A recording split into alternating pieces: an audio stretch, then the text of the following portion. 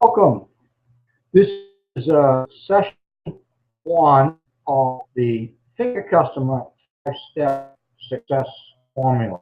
In this session, we did an overview. We talked about what the five-step formula was all about. And in this session, we're actually going to go into the individual step, the first step, and dig in and see really what it's all about. More importantly, what it can do your business.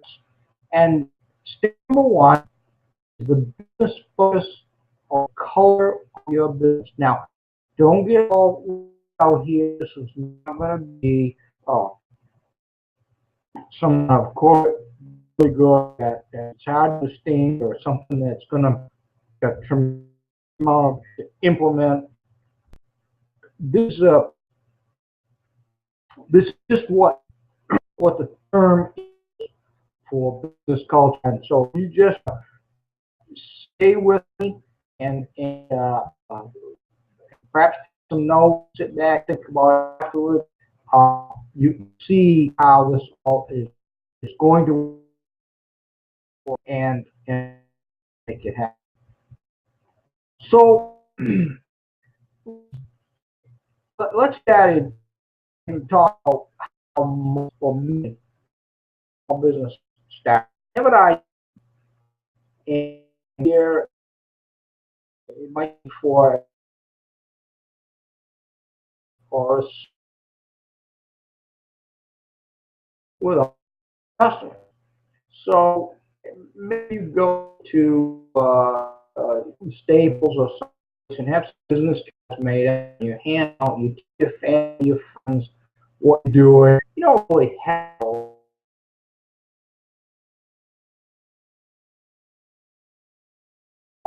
passion. You got something you really enjoy doing, and you want to share with the world and your own boss and make money. So you go around, go to doors to house, whatever, call people on the phone, and start to get customers. So, hey, it's working. That's what it's all about. Because you're very good at what you do, you have a quality product or service, you get more customers, and it doesn't take long before more customers and you can handle on your own. So you need to get some employees. You put it on an ad, or you talk, maybe again you talk to friends, relatives. You hire employees too, and then you realize, boy, responsibility is employee. Uh, I gotta get more customers. So then you reach out to someone that maybe you do yourself, and you start doing some marketing. You buy it in a newspaper. Now, your initial business cards or a flyer or something like that, you maybe you post a little thing, name and number, marketing. It's really in the end stage, you're just trying to customers. You're not really about. But now it's about marketing, and as a maybe you have maybe social media, have someone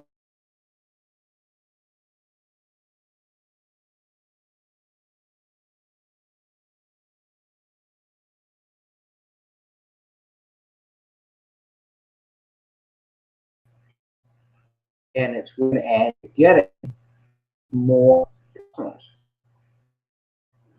And so many more customers, as a matter of fact. In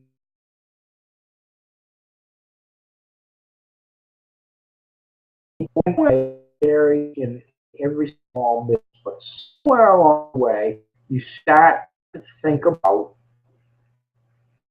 presentation. And this is the best analogy I have with this is branding. You start to think about how people perceive you. So this would where you might hire someone to create a logo for you. Just the particular message. This is where you would buy uniforms. Instead of having your employees with uniforms.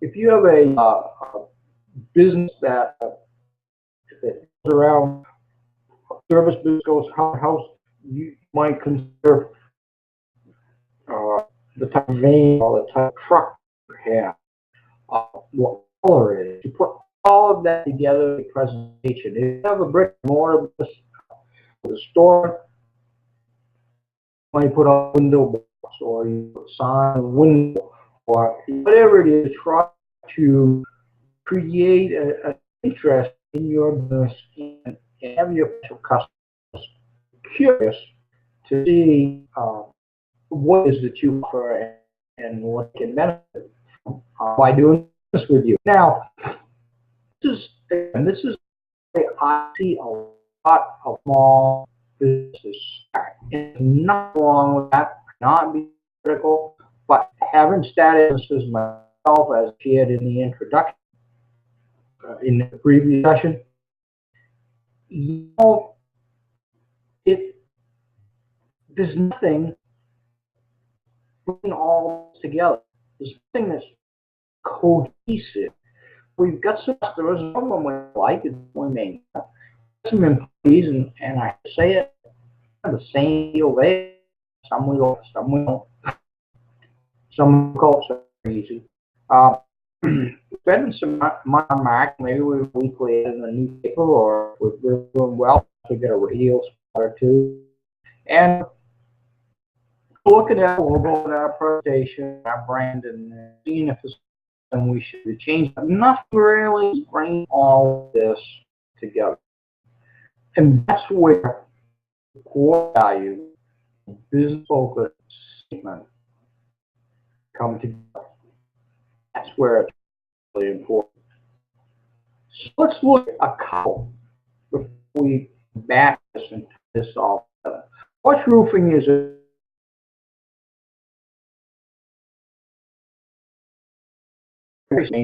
done a job building business in a relatively short time because he didn't use me as coach or mentor. He did have someone he reached out to and had some guided him from what was important, and it's working. It's working. So let's look to kind of put this down. This is culture's core value statement. He used it in his marketing. He used it. He uses it everywhere. You go to the website and see the exact word. Porch roofing, we pride ourselves on being dependable, clean, safe, and consistent work. That seems kind of okay. It's just generic software. Suppose you have a need for roofing, and you're doing your diligence, looking around, trying to find somebody. You have at this point, you haven't got any personal recommendations or anything. You're just wondering, who could I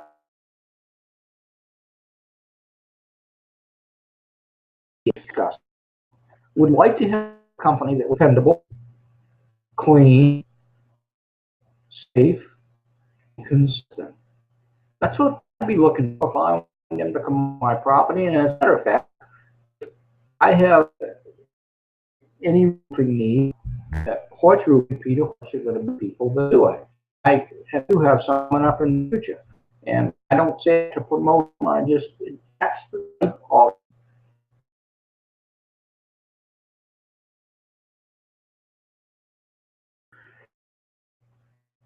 And then he gone and says he's going to have polite and respectful employees. He me at dependable, clean, safe, and consistent. Now he's going to add polite and respectful employees. It's a slam dunk. Nobody else has a culture statement like this. What this is really just a way that roofing does business, but if you take the time to create one sentence that describes quality are important to business. So the company is saying it out there to the universe. This people who value the same thing that they value are going to be great customers for us.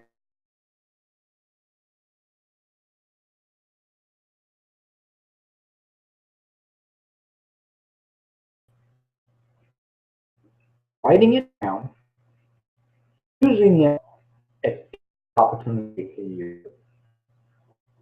This company is attracting customers who value the same thing that they value.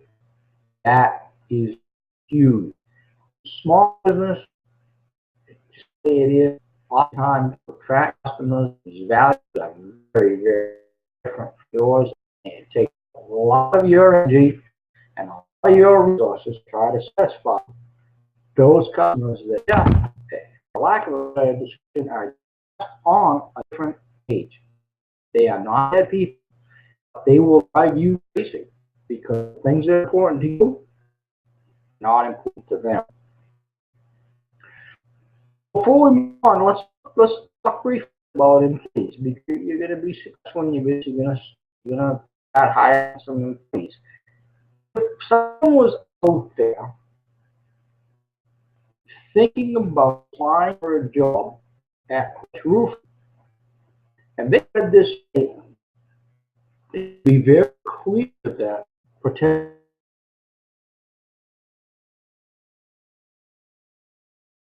expectation. They're expected to be clean.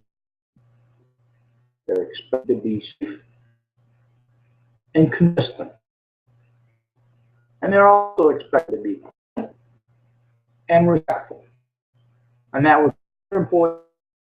And so, anybody look at that, check these off each thing off. And, yep, it's me. I'm the first for the job.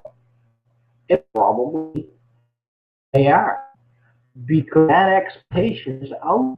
Doesn't say anything in here about being able to run a lab, work off this and that, ever level transportation, any of that other stuff that you see in advertisements. Oh. But this is making a statement and calling out a lot of people who are going to look at this and say, that's really not me. I'm not this person, or at least look for somebody really cool. I don't want to work like 3 days a week. So this statement I want to use for you. I think is an excellent example of what you want to create in your business.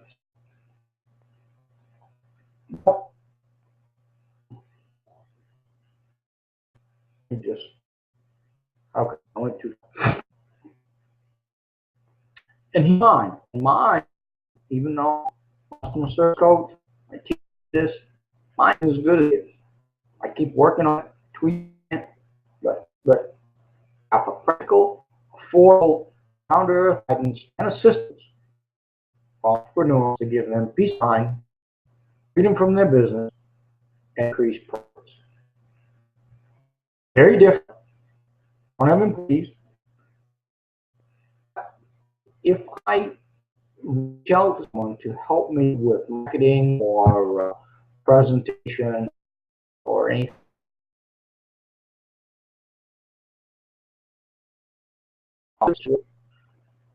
it also makes a clear statement.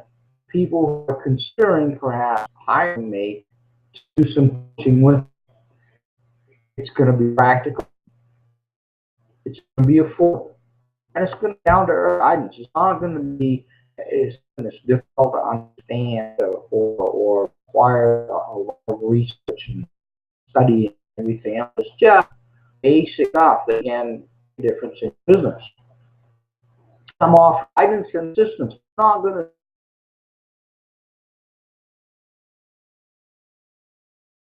have a program, and it's not widely used, but I will do it for you, but it's not really where I focus. I would ensure that you and show you guidance system so that you continue to be successful. If you have somebody do things for you, sometimes some tasks, that's very important. You need to do that. But something like this, you're much better off if you have someone that coach you in your business, give you guidance, so you how to do this or do that. Offers you assistance in program and ideas together and a more, much more important, much harder than someone who just does it for you.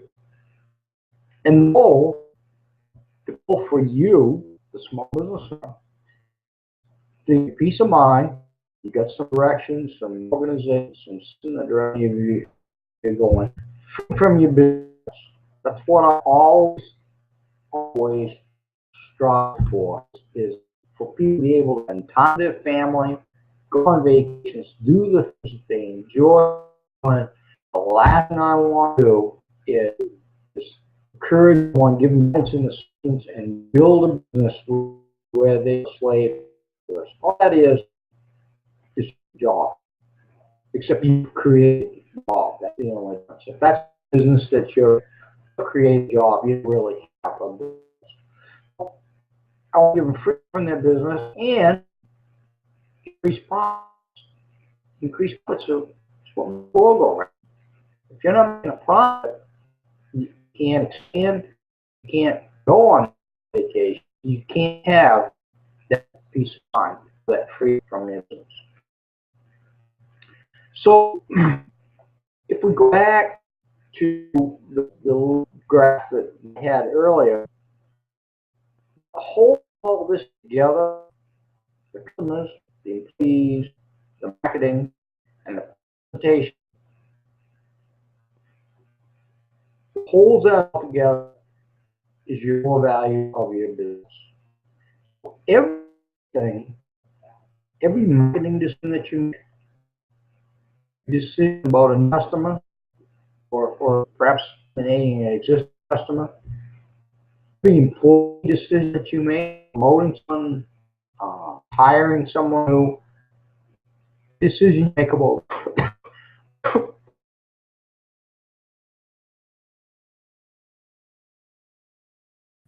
I was at an event over a year ago, I guess. It was a while ago.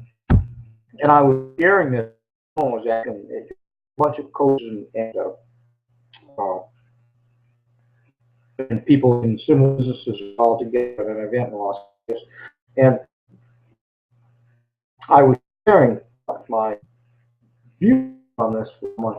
And they said, well, when you do in the middle, you use a hack. And I said, oh, I have a survey. And I used to have a survey at core values. But immediately that night, went back to the hotel room, changed to the hack because your core values are the hack of your business. And important to recognize that. Write down what the core values, what that culture is, build everything, your business, around those core values and culture. And as you grow and you become more successful and you focus on those core values, you end up with some wonderful, wonderful customers. So this is a little bonus on this. Make customers feel special. They're in line with what you're fine with. They believe in the same thing that you believe in. Make them feel special. It strengthens the relationship because it's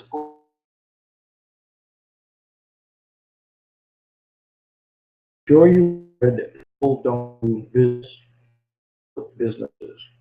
They do business with people.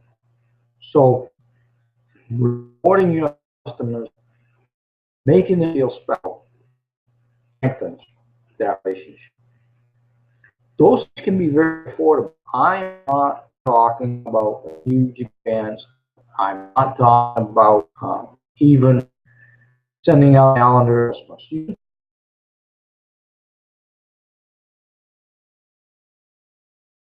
a long calendar, don't necessarily have a need for it. What do? You can do things that are very affordable. A thank you card. If someone gives you a big contact, especially if someone refers you to someone else, it gives you and says they're doing business with you and really great and I'd like to offer you some business with me. Send the person a card, a tip card. If you're in a position you want a $5 coin or a dollar bill or something or 20, 100, I don't care. You can do that, but really is the thought that's more important. So I share with my class that I work one-on-one some very affordable ideas that a huge impression on your customer. Because, let's face it, most businesses don't do it. They don't recognize their customers and don't feel special. So if you do it in a very affordable way, it's really set to attract the others in your industry. And when you reward your customers, again, you've got a clear culture statement. You've taken time to develop that and got it posted in your office. You get it posted around. Maybe you have it in some of your literature. So you got customers that are aligned with your beliefs. Consider always going value added instead of discount if you're offering something special to them. And now there is an exception if you are running a discount business. And there's nothing wrong with that. There are businesses who do that. And you focus on the lowest price around, guaranteed low price, really anyone's price, then that's fine. You can go ahead and do that. Then in that case, what you do is to offer a loyal customer or a customer, several additional discount for a limited period of time to gain business, also thank your business. So you would strategically do that if you have some inventory or there's a certain time you want to raise cash. So we would go to those folks and try to sell them something in addition at a discount. But overall, I prefer that when you reward your customers, existing customers, you reward them with a value-added offer of some sort. They purchase your product or service at the price they do normally charge, but because you've been a great customer, you offer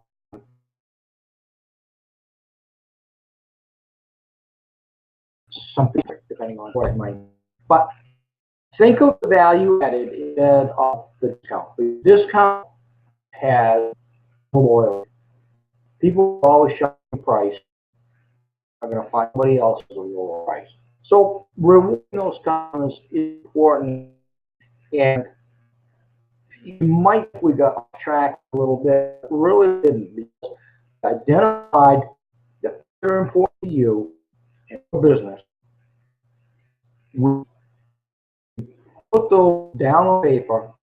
We created a single sentence that describes the values of your business, and we track customers who share the same core values, the same culture that you have, and now just a natural next step is to reward those for building your business and making it successful. Sometimes you have to fire customers, and some customers are not running some business. If you're back to this core value thing, if your core values are safety, for instance, for the roof, safety, dependable, clean, customers who don't share those things. That are not going to pay for that kind of service. Now, it does not make them bad people. It's very easy for us to think, oh, they're troublesome customers, difficult customers, and I use the term difficult customers in some of the presentations, only because I can't come up with their description yet. But all it really means is their color, their core values are not in line with yours.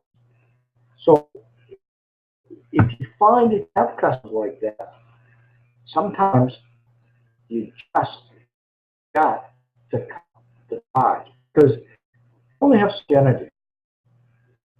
And that situation can zap you of that positive energy you need to take care of those good customers that you have.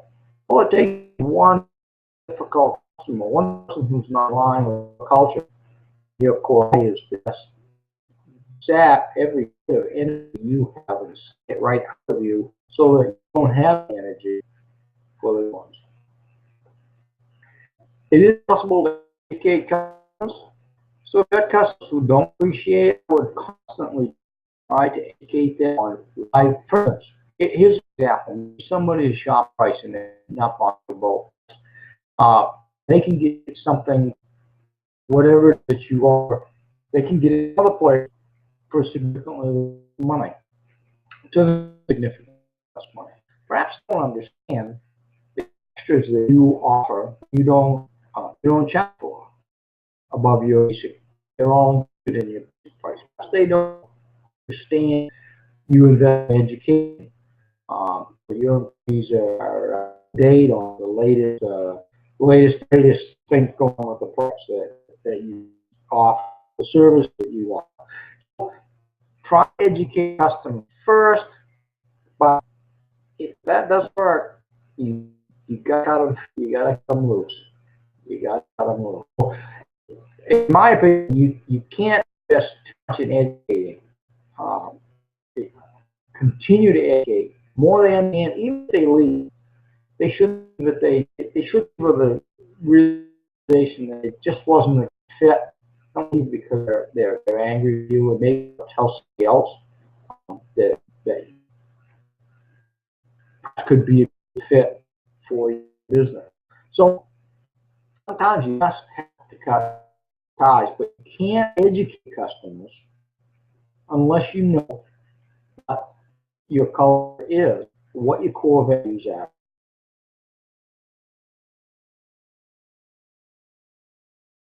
Coach businesses. Step one, very important. You can do it right now. You may, if you do it on your own, you may not have the wonderful culture statement in the world, but you'll have one. It's better than that. So I suggest that at the end of the session, you sit down, grab a piece of paper, and try to craft in one sentence your culture statement. Focus, business focus, your core values. One sentence can describe your business, what's important to you.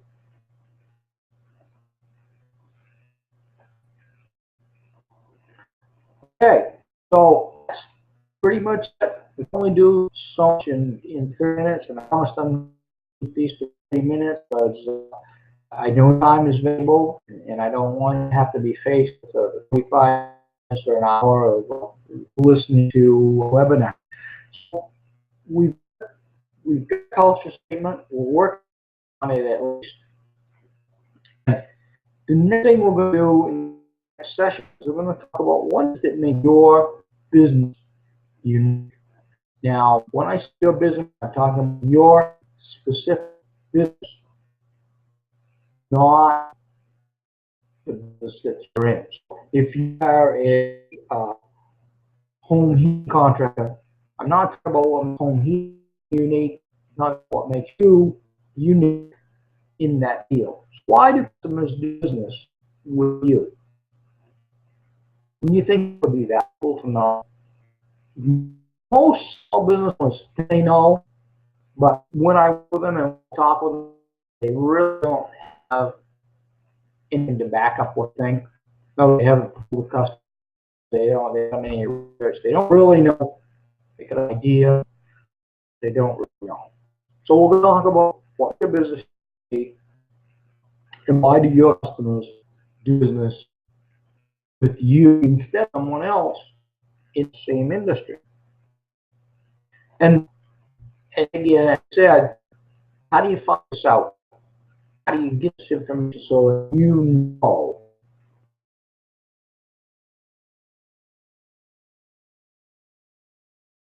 It's going to be step 2. Here. Step 1, culture.